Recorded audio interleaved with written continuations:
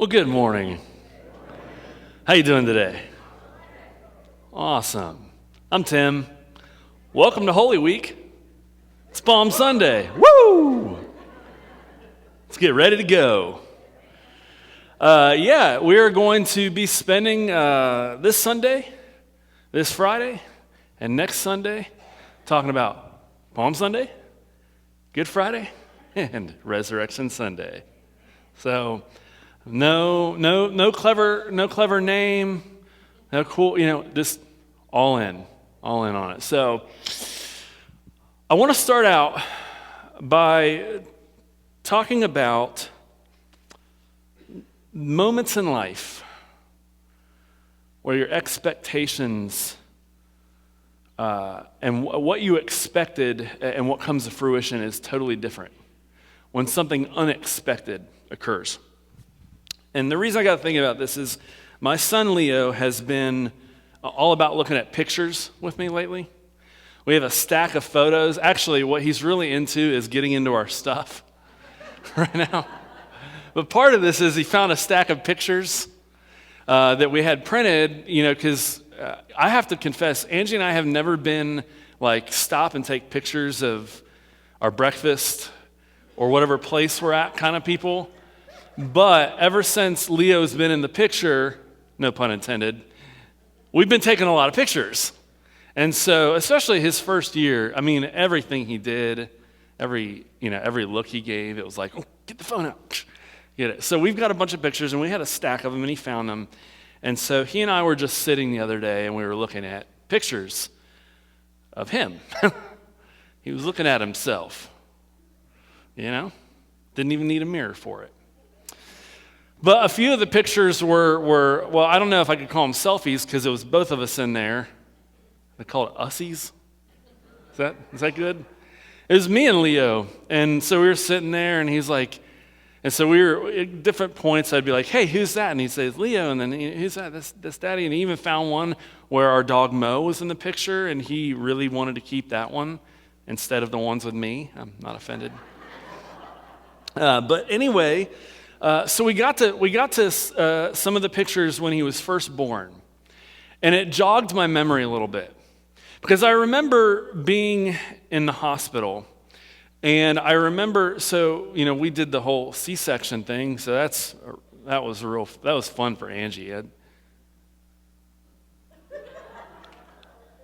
Anyway. But I remember being, okay, I have to confess to you, I've probably said this before, if I ever visit you in the hospital and there's blood involved, don't be worried if I pass out, okay? Not good anyway, but I try to toughen up. But anyway, so they knew this, they asked me that in advance, so they kept me up near, her, head and, not where all that's going on. And so I, couldn't see what was going on, but I remember it felt like, for her probably an eternity, for me it was like, they must have, I don't know how they got him out so fast. But I remember when they lifted him up for me to see him. Number one, I was overjoyed and all those good feels. But the first thought that crossed my head was, is this real? Do they have a trap door beneath the surgery area where they've got babies hidden, because this kid has such a full head of hair, can't possibly be mine. I was sitting there the entire time, I'm like, what is going on? We knew, when you got the ultrasound pictures, we knew that they had noted that he clearly had some hair showing up on there, but whoa. You ever been in a moment like that before, where the unexpected happened? In that case, I was sitting there like, am I allowed to take him home? Are we sure this is mine?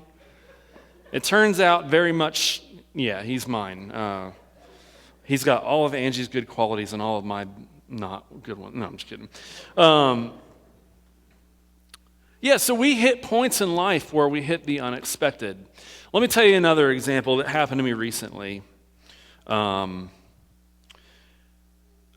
I'm kind of an expect the worst type person. I know I like to say I'm a realist, but that's just, I can kind of expect the worst. I'm an anxious, worrying type person. So I recently turned in my dissertation to my main advisor, and basically if he says it's good, it's good. And in the intermediate stage of waiting on his reply, I did the bad thing. Like, if you're ever worried about something, don't Google. Well, what I did was I looked up other dissertations that he approved, and I started comparing the ones that already went through to mine. Do you guys think that was smart? No. I sat there going, oh my gosh, I'm just waiting. I'm going to get like pages worth of red ink or whatever the digital variation of that is, and I'm going to have so much work to do that I'm probably going to have to rewrite the whole thing. That's where my brain's going. And a couple Fridays ago, I woke up to a text from my co-supervisor, Tom, that just said, have you seen Jan's email? That was it. Nothing else. I woke up as if someone had like doused cold water on my face in a dead sleep. I was like, oh my gosh, I want to open this email, but I don't know if I should because I was just thinking about how bad this is going to be, and that's the note that I get. I don't know if I want to see what's in this email. And I open it up, and it's got some niceties, and it says, hey, be sure to, look at my remarks. When you're done, you can send it in the school. So I read when you're done. I'm like, okay, I've clearly got some work to do. I get through, and there's maybe 10 very minor comments and then a longer comment at the end. And it says, Tim, you did some really good work, and I enjoyed reading this. Make sure you get it in because I have to be done with this by November 5th. It's pretty much good to go. I was like, when I talked to Tom afterward, I was like, is this real? Am I misinterpreting this? Because I was like, I've got so much to do. I did not expect to be done, finally. Now I am. Cool. Now, I'm not, trust me, it's been like 8 years. I should have been done a long time ago. So anyway, but here's the thing. In life, we hit points that are unexpected, right? Maybe as I'm telling you my unexpected moments, hopefully you've got some going on in your brain a little bit. And that'll be key for our Palm Sunday look in the Gospel of Luke. Because when Luke tells us what we commonly call the triumphal entry of Jesus into Jerusalem, we often take for granted the bigness of the moment because we're on this side of the resurrection and ascension. But for the people at the time of Jesus, what was happening and what was really happening are two different things. Why? Because people had expectations, but they should know to expect with God the unexpected. And the unexpected doesn't start at the empty tomb. It doesn't start at the cross. It starts on Palm Sunday when Jesus finally arrives to Jerusalem to be king. And in order to show that Luke has been setting us up the entire time, when we did our Christmas series, y'all remember that? Not too long after that, we looked at Luke chapter 2, verses 41 through 52, and we're not going to have that on screen. I'm only going to have one passage on screen today. It's going to be the main Palm Sunday story, but I just want to refresh our memory with the story of Jesus at 12 years old when he goes and gets himself lost from his parents. This is what it says. You can just listen or you can follow along starting at verse 41. It says, each year his parents went to Jerusalem for the Passover festival. When he was 12 years old, they went up to Jerusalem according to their custom. After the festival was over, they were returning home, but the boy Jesus stayed behind in Jerusalem. His parents didn't know it. Supposing that he was among their band of travelers, they journeyed on for a full day while looking for him among their family and friends. When they didn't find Jesus, they returned to Jerusalem to look for him. After 3 days, they found him in the temple. He was sitting among the teachers, listening to them and putting questions to them. Everyone who heard him was amazed by his understanding and his answers. When his parents saw him, they were shocked. His mother said, "Child, why have you treated us like this? Listen, your father and I have been worried. We've been looking for you. And Jesus replied, "Why were you looking for me? Didn't you know that it was necessary for me to be in my Father's house?" But they didn't understand what he had said to them. Jesus went down to Nazareth with them and was obedient to them. His mother cherished every word in her heart. And Jesus matured in wisdom and years and in favor with God and with people. Did you catch the unexpected in that story? First of all, mom and dad were expecting Jesus to be with them. They're in a whole host of people traveling to Jerusalem to do their pilgrimage stuff, and they think Jesus is with them on their return back home, and he's missing. And they search everywhere, and they don't find him, until finally they go back to the temple. And Jesus is there. And you know what Jesus is doing when they find him at 12 years old? He's crushing the expectations of the religious leaders that are there. They're confounded by the fact that Jesus is able to have a dialogue at 12 years old with them, understanding the scriptures at a level that no kid should at the time in his life that he's standing before them. But with God, expect the unexpected. Now, at the end of that story, he goes home. He goes home to Nazareth with his family, and he grows in wisdom and stature. And the next thing we know in the Luke story is that Jesus grows up, he gets baptized by John, he goes in the wilderness to be tempted, and then he goes and he hangs around the region around the Lake of Galilee. And he makes disciples there. And he teaches people about the kingdom, and he performs miracles throughout the towns and the villages. But finally, in Luke chapter 9, verse 51, we find out that Jesus becomes, as the text says, determined to go to Jerusalem. Luke sets up a scenario where Jesus, as a young boy, is in Jerusalem, crushing expectations. He goes back home. He does his ministry in Galilee. And he determines, it's time for me to start heading to Jerusalem again. And in the rest of the Gospel of Luke, every point that we learn about Jesus, every place he stops, every person he meets, every group he preaches to, every miracle he performs, he is stopping at locations on the way to Jerusalem. And when we arrive in chapter 19, some interesting things happen. At one point, he shows up in Jericho, and there's a man there named Zacchaeus. And Zacchaeus is a wee little man. That's how the story goes. And his stature is so small that he can't see Jesus around the crowd, so he gets up into a tree. And by the way, even if he wanted to nudge his way in to get to Jesus, no one probably would have let him. Because you see, Zacchaeus' profession was as a tax collector. His fellow Jewish people did not like him very much. He was doing work for the opposition, the Romans. And tax collectors, well, they weren't a liked bunch.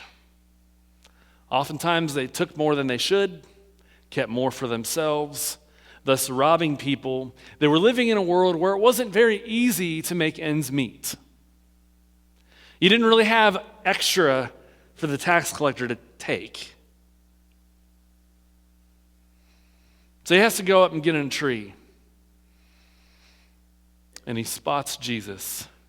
And Jesus tells him to come get out of the tree. I'm going to your house for dinner tonight. And of course, when Jesus invites himself in, you let him.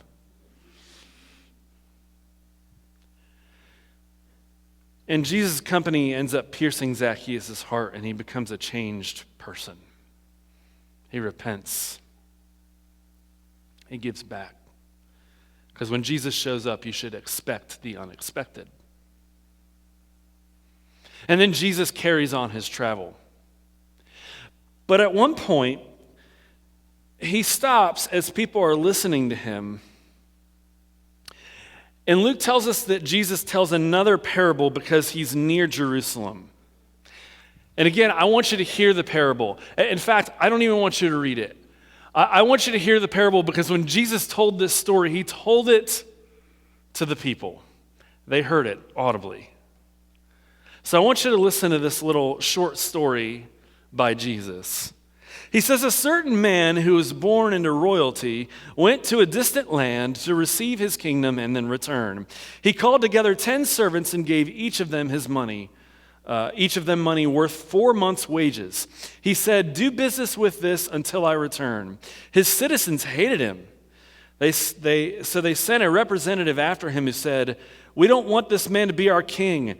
After receiving his kingdom, he returned and called the servants to whom he had given the money to find out how much they had earned. The first servant came forward and said, your money has earned a return of 1,000%. The king replied, excellent, you are a good servant.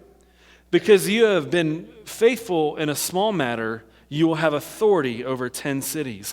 The second servant came and said, master, your money has made a return of 500%. To this one the king said, you will have authority over 5 cities. And another servant came and said, master, here's your money. I wrapped it up in a scarf for safekeeping. I was afraid of you because you are a stern man. You withdraw what you haven't deposited, and you harvest what you haven't planted. The king replied, I will judge you by the words of your own mouth, you worthless servant. You knew, did you, that I'm a stern man, withdrawing what I didn't deposit and harvesting what I didn't plant? Why then didn't you put my money in the bank? Then when I arrived, at least I could have gotten it back with interest. He said to his servant or his attendants, take this money and give it to the one who has 10 times as much. But master, they said, he already has 10 times as much. He replied, I say to you that everyone who has will be given more, but from those who have nothing, even what they have will be taken away. As for my enemies who don't want me as their king, bring them here and slaughter them before me. Now, what occurs next is the Palm Sunday story. Jesus, everywhere he goes, brings the unexpected into reality. Jesus shows up in Jericho on his way toward Jerusalem. And he shows up and he finds a tax collector. Someone that those waiting for the king, the Messiah, to show up, the people would assume would be on the outside looking in and left on the outside. But Jesus brings the unexpected. He brings restoration to the tax collector. He upends the expectation. He brings in the great reversal.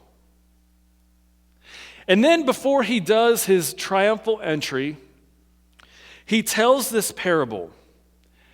And I don't know if you caught what's going on there, but did you hear in the story, he said there's a king that goes off to a distant land to take up his kingship.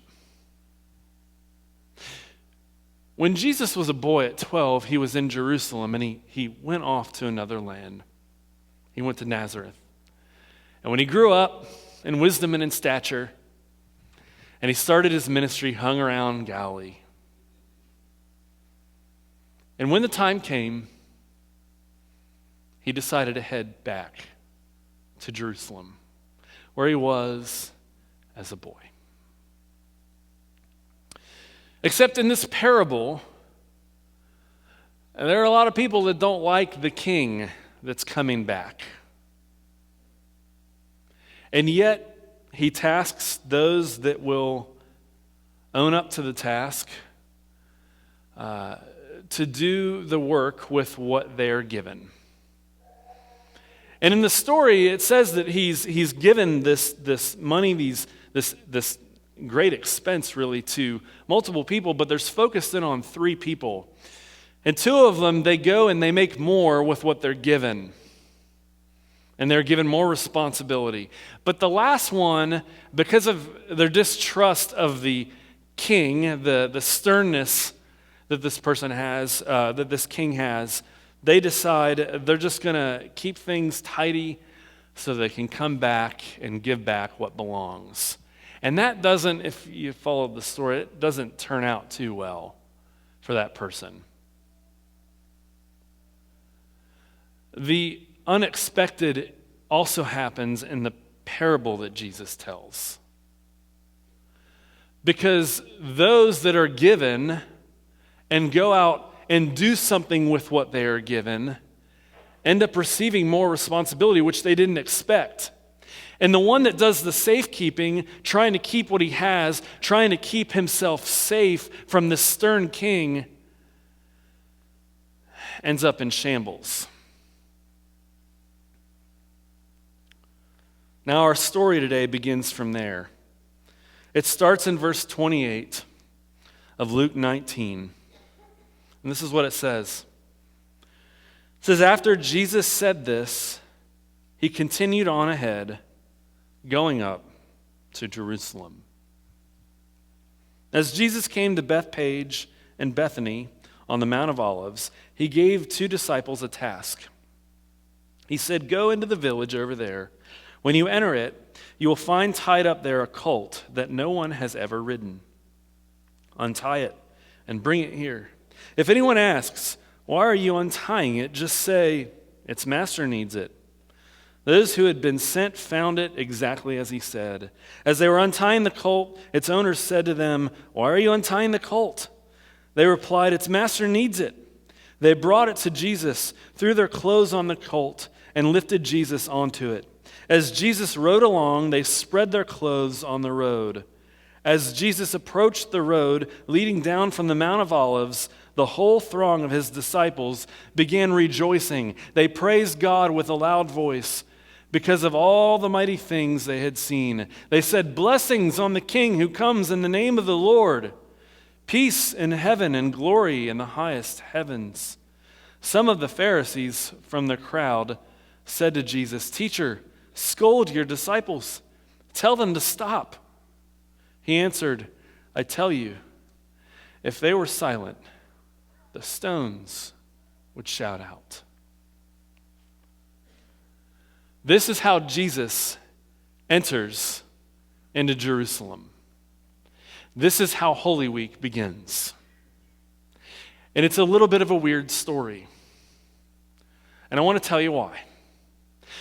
Number one, the story starts by Jesus telling 2 of his disciples to go find a colt, a young donkey that's never been ridden on before. And in the world that Jesus resides in, no one rides a young donkey. Typically, if you're going to ride on any kind of animal like that, you let them grow up into adulthood first. A young donkey being ridden on not only would have not been normal, but it also would have shown that Jesus didn't really have much to his name. It's not exactly, a gallant horse like a king with a crown and an army behind him riding into town. It puts Jesus, this king that's being celebrated, in kind of a lowly looking state.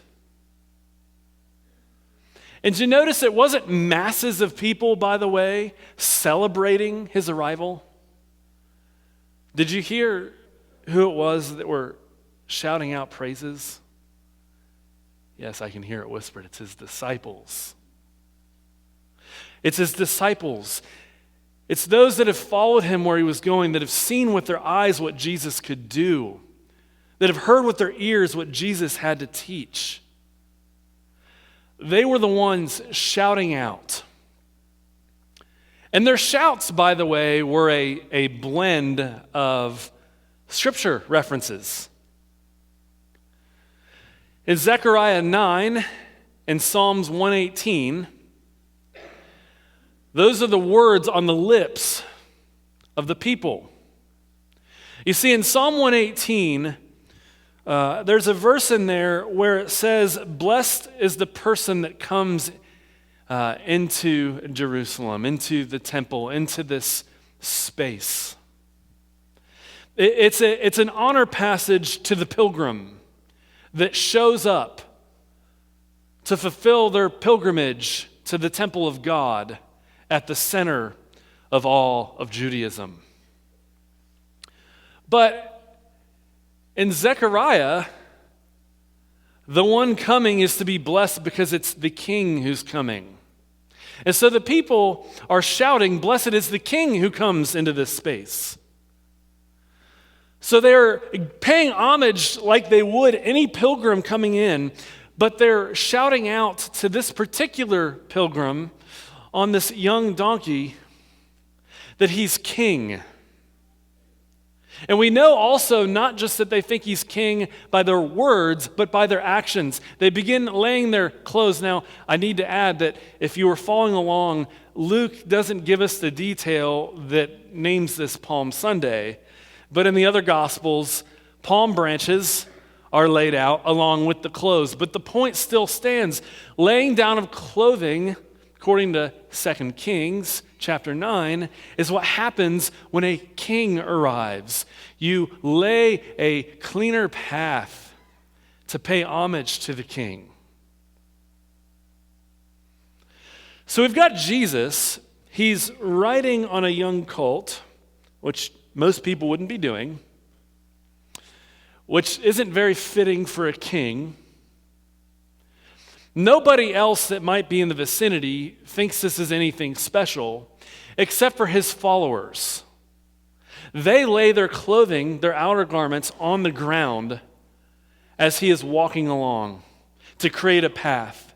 And they begin shouting blessings on the coming king. Now, some of the onlookers that aren't his disciples hear this. They're the religious leaders. And they hear it and they tell Jesus, "Hey, you need to get your followers to pipe down." Okay? Do you want to know why? You know who Zacchaeus works for as a tax collector? The Romans. You see, it wasn't exactly a whole, freedom of religion scenario that Jesus and all of his Jewish followers and Jewish companions lived in. Just because they had the temple to make pilgrimage to does not mean that there weren't Roman soldiers lurking around everywhere, always waiting, always keeping an open ear and an open eye to any act of rebellion. And you know what they really don't like hearing? Do you want to know what they really, really don't like hearing? I'll tell you. Let's read it again here. Blessing on the king. Do I need to emphasize that more? On the king who comes in the name of the Lord. If you are a Roman soldier, you have but one king, the emperor. If you're not a follower of Jesus and you're a Pharisee, you have but one God.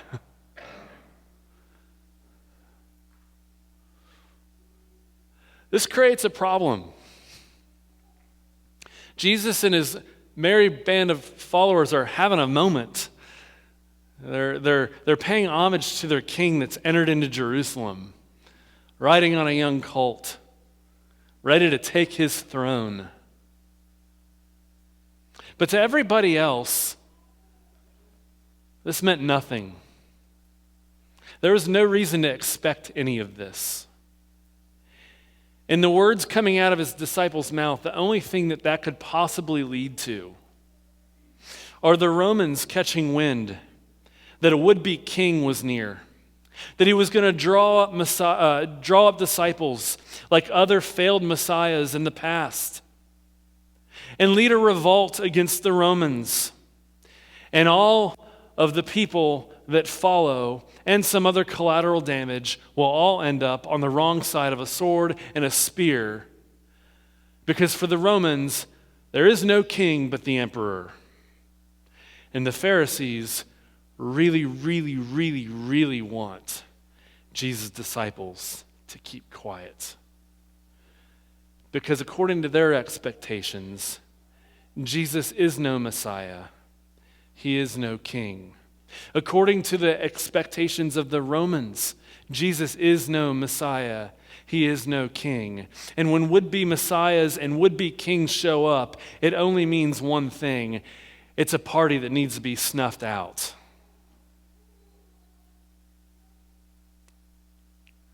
Which is a little ironic, isn't it? That's the final broken expectation that Luke is cluing us into.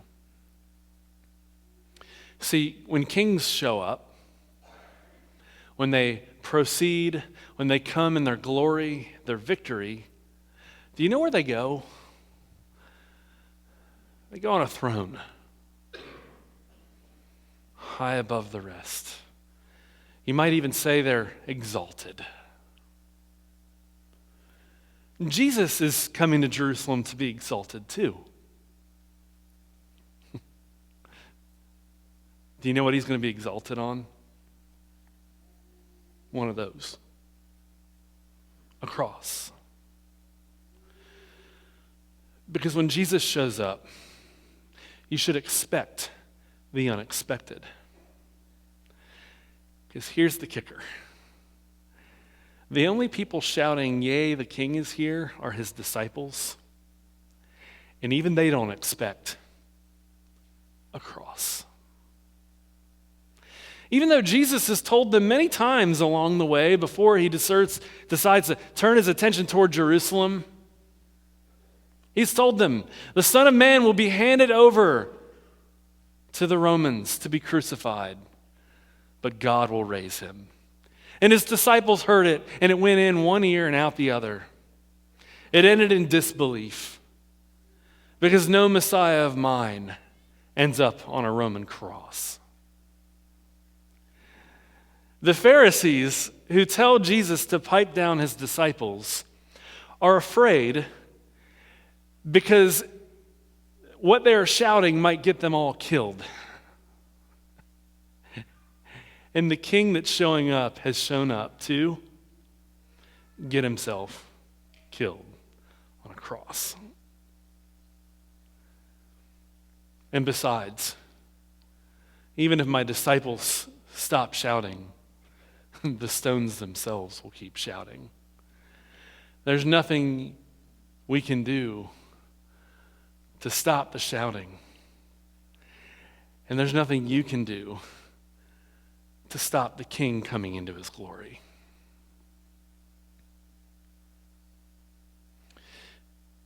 Have any of you ever had a situation in life that was unexpected? You see, it's important that as we enter Holy Week, as we look at this story, as we celebrate the arrival of Jesus into Jerusalem, as we celebrate his crucifixion, as we celebrate his resurrection, it's important that the unexpected nature of the story is not lost on us. We serve a God who does the unexpected. We serve a God who practices the great reversal. We serve a God who sometimes in life, when we think he might not be there for us, is actually there in the midst of our challenges. We serve a God who ushers in a king and a kingdom in the most unexpected way imaginable. And even those who caught wind of the story, who celebrated it in the moment, didn't expect to unfold what Jesus was starting, not just when he walked in his triumphal entry into Jerusalem, but when he was a little boy at 12, breaking down expectations at the very get-go. Each week we take communion. And communion is a moment where we celebrate God doing the unexpected. We celebrate Jesus coming into his own, to be exalted on a cross, to lay down his life for us, to have the Father take it up again, conquering sin and death once and for all, to bring in a kingdom and to establish his kingship. And so right now, I'm going to give us a moment to pause and reflect on what a wonderful God we serve, who does the unexpected, even when it breaks down our expectations. And after our moment of pause, we will take communion together as one church family.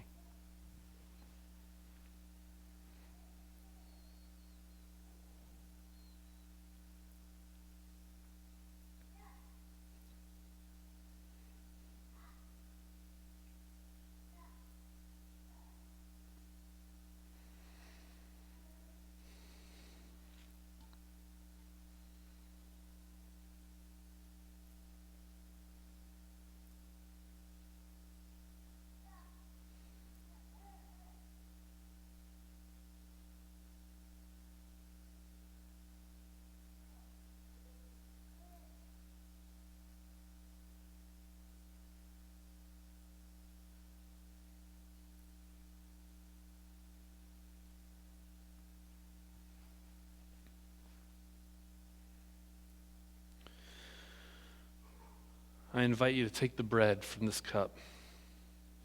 This is his body, which is given for us. Take and eat.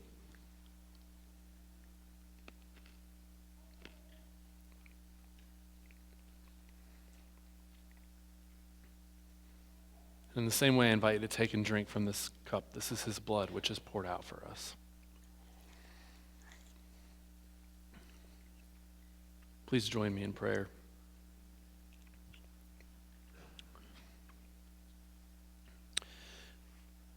God, we thank you for another Sunday to come and to worship you in spirit and in truth. And God, as we, as a church, as followers of your Son Jesus, come to reflect on this wonderful occasion where your Son entered into his glory, where he came to lay down his life for our sake, and where you, through him, conquered sin and death once for all. I thank you also, Lord, for the story that when we read it with fresh eyes and fresh ears, shows us just how much you break down our expectations. That you can do wonders through seemingly insignificant things.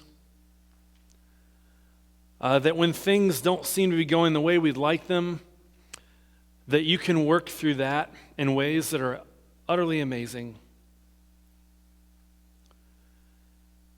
And that we don't just have to ponder that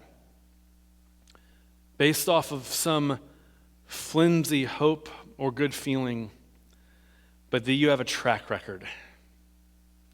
That from the outset, you called on people that maybe didn't look the part, didn't speak the part, didn't measure up, and you used them to move your ways forward. And that even in the coming of your King, our Messiah, Jesus, you broke down expectations.